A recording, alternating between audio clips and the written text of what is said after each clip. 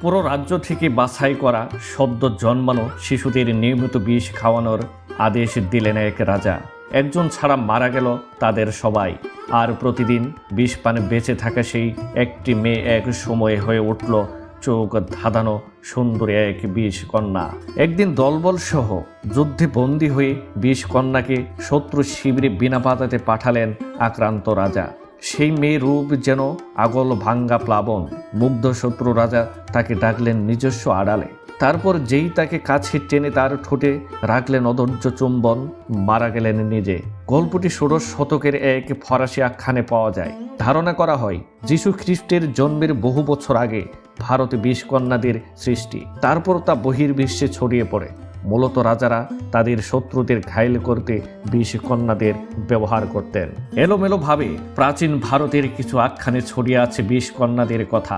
কল্পনা না ইতিহাস। বিষ কন্যাদের নিয়ে দ্বন্দ্ব থাকলেও একথা নিঃসন্দেহ যে তারা ইতিহাসের এক রহস্যময় অধ্যায়। Greek Mahavir Alexander the great যখন ভারত আক্রমণ করতে এসেছিলেন, তখন তার গুরু এরিস্টটল আলেকজান্ডারকে বলেছিলেন, যদি তুমি ভারত আক্রমণ করে জিতে যাও তাহলে ভারতের সুন্দরী নারীদের থেকে সাবধানে থাকবে, কারণ ওই সুন্দরী নারীদের মধ্যে লুকিয়ে আছে বিষ কন্যারা, যাদেরকে ছোঁয়া মাত্রই তোমার মৃত্যু হয়ে যাবে। তারপর ৩২৬ খ্রিস্টাব্দ পূর্বে আলেকজান্ডার ভারতে আক্রমণ করে এবং ভারতীয় রাজা দারায়ুষকে যুদ্ধে পরাজিত করে ভারতের সীমান্তে হাজির হন। রাজা দারায়ুষ নিজের হারের বদলা নিতে আলেকজান্ডারকে একজন অপরূপ সুন্দরী নারী উপহার দিয়েছিলেন। সেই নারী ছিল একজন বিষকন্যা। আর আলেকজান্ডার সেই নারীর সৌন্দর্যে মুগ্ধ হয়ে নিজের গুরু এরিস্টটলের সতর্ক বার্তা ভুলে যান। ফলে পরিণামটাও হয়েছিল মর্মান্তিক। ভারত জয়ের কিছু বছর পরেই আলেকজান্ডার কোনো এক অজ্ঞাত রোগে আক্রান্ত হয়ে তিলে তিলে কষ্ট পেয়ে মারা যান। অনেকে মনে করেন এ সময় আলেকজান্ডারের শরীরে বিষ প্রয়োগ করা হয়েছিল এবং সেটা ওই বিষকন্যারই কাজ, যাকে রাজা দারায়ুষ আলেকজান্ডারকে উপহার হিসেবে দিয়েছিলেন। এই ঘটনাগুলো আদৌ সম্ভব নাকি পুরোটাই লোককথা? যদি এমনটা মনে প্রশ্ন জাগে, তবে জেনে রাখুন বিষ কন্যারা সত্যি ছিল। তাদের ঘটনাও একেবারে সত্যি। সমগ্র ইতিহাসের পৃষ্ঠার ভাঁজে ভাঁজে বিষ কন্যাদের অস্তিত্ব খানিকটা চাপা নিঃশ্বাসের মতো। এখন প্রশ্ন হচ্ছে, এই বিষ কন্যারা কি আজও আছে? আর এই বিষ কন্যাদের তৈরি বা করা হয় কিভাবে? আজকের ভিডিওতে আমি বিষ কন্যাদের সাতকাহন তুলে ধরব। প্রাচীন ভারতের নৃশংস গুপ্তচর যাদের বিষকন্যা বলা হয়, তাদের ইতিহাস আপনাদের জানাতে চলেছি। কাদের বলা হয় বিষকন্যা? বিষকন্যা নামের মধ্যেই এদের রহস্য লুকিয়ে আছে। বিষকন্যার অর্থ হচ্ছে বিষাক্ত কন্যা বা নারী, যাদের শরীরের মধ্যে বিষ থাকে। তবে আশ্চর্যের ব্যাপার হচ্ছে, এই বিষকন্যারা নিজেদের শরীরে বিষ নিয়ে আপনার এবং আমার মতো দিব্যি সুস্থভাবে বেঁচে থাকতে পারে। প্রাচীন ভারতের কিছু ইতিহাস থেকে জানা যায়, এই বিষকন্যাদের ব্যবহার করা হতো রাজনৈতিক ষড়যন্ত্র আর গুপ্ত হত্যার প্রয়োজনে। সে সময় রাজারা তাদের শত্রু পক্ষকে হত্যা করতে এই সুন্দরী আবেদন মেয়ে বিষ কন্যাদের ব্যবহার করতেন। এখন প্রশ্ন হচ্ছে, এত সুন্দরী নারীরা বিষ কন্যা কিভাবে হয়ে যেত? কিছু লোককথা ও পৌরাণিক কাহিনী মতে এই বিষ কন্যাদের বিষ কন্যা বানানোর জন্য খুব অল্প বয়স থেকে বেছে নেওয়া হতো। আর এই বিষ কন্যাদের তৈরি করার দায়িত্ব দেওয়া হতো নগরীর পতিতা নারীদের কাছে। তারা ছোট ছোট মেয়েদেরকে ধরে নিয়ে আসতো। অনেক সময় তাদেরকে কিনে নিয়ে আসতো তাদের পরিবারের কাছ থেকে। আর এই পুরো ব্যাপারটি ঘটতো খুবই গোপনে। ফলে বোঝার উপায় ছিল না কি আসল বিষ কন্যা। সেই ছোট ছোট মেয়েদের খাবারের সাথে প্রতিদিন অল্প অল্প করে বিষ মেশানো হতো, যাতে তাদের শরীর বিষের প্রভাব সয়ে নিতে পারে।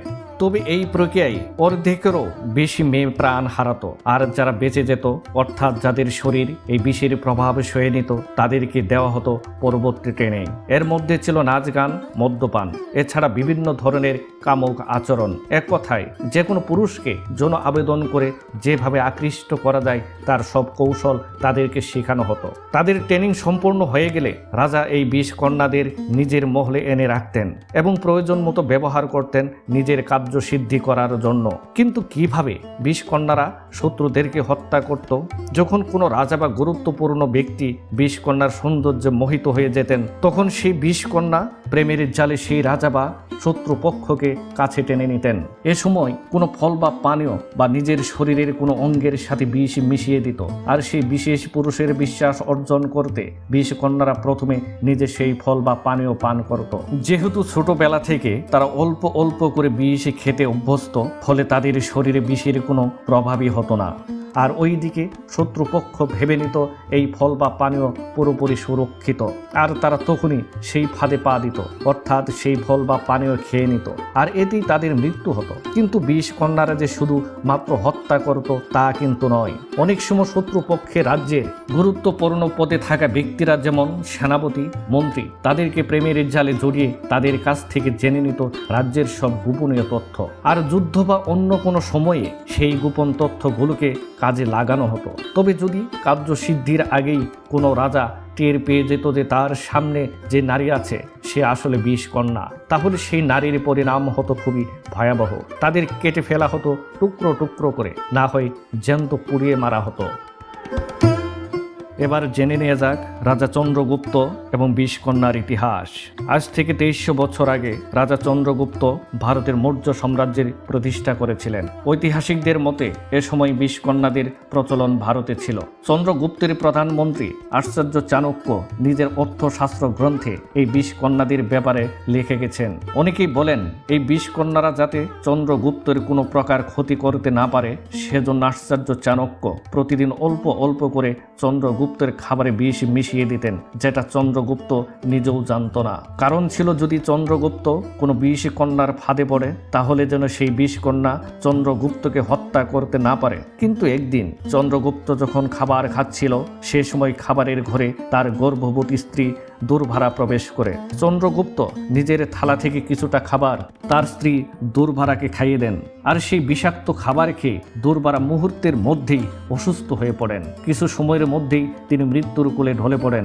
আচার্য চাণক্য যখন এ বিষয় জানতে পারেন তখন তিনি সাথে সাথেই সে স্থানে উপস্থিত হন এবং মৃত দুর্ভারার পেট চিরে তার গর্ভে থাকা সন্তানকে বের করে আনেন। সেই বাচ্চাটি তখনও বেঁচে ছিল, আর এই শিশুটি ছিল একটি ছেলে। বিষের প্রভাব তার শরীরে পৌঁছাতে না পারলেও সেই ছোট্ট শিশুটির কপালে বিষের প্রভাবের কারণে ছোট্ট একটি কালো দাগ পড়ে যায়, আর এই কারণে ছোট্ট ছেলেটির নাম রাখা হয় বিন্দুসার। আর এই বিন্দুসারই পরবর্তী মৌর্য সাম্রাজ্যের সম্রাট হয়েছিলেন। তবে আচার্য চাণক্যকে তার এই কৃত কাজের জন্য কোনো প্রকার শাস্তি দেওয়া হয়নি, কারণ তিনি একদিকে সম্রাটের ভালোই চেয়েছিলেন, কিন্তু বিন্দুসার তার মায়ের মৃত্যুর জন্য সারা জীবন আচার্য চাণক্যকে দায়ী করেছেন। এখান থেকে এটা বলা যায় একজন বিষকন্যাকে যেভাবে তৈরি করা যায় তেমনি একজন বিষ পুরুষও তৈরি করা যায়। আর আপনি জানলে অবাক হবেন, সময়ের সাথে সাথে বিষকন্যাদের প্রথা ইউরোপেও ছড়িয়ে পড়ে। তবে 8ম শতকের পরে ক্রমশ ফিকে হয়ে আসে বিষকন্যাদের কাহিনী। তবে কেমন লাগলো এই বিষকন্যাদের নৃশংস ইতিহাস কমেন্ট বক্সে জানাবেন। আজ এ পর্যন্তই, আবার দেখা হবে অন্য কোনো ভিডিওতে অন্য কোনো সময়। সে পর্যন্ত সবাই ভালো থাকবেন এ কামনায় আজকের মতো বিদায়।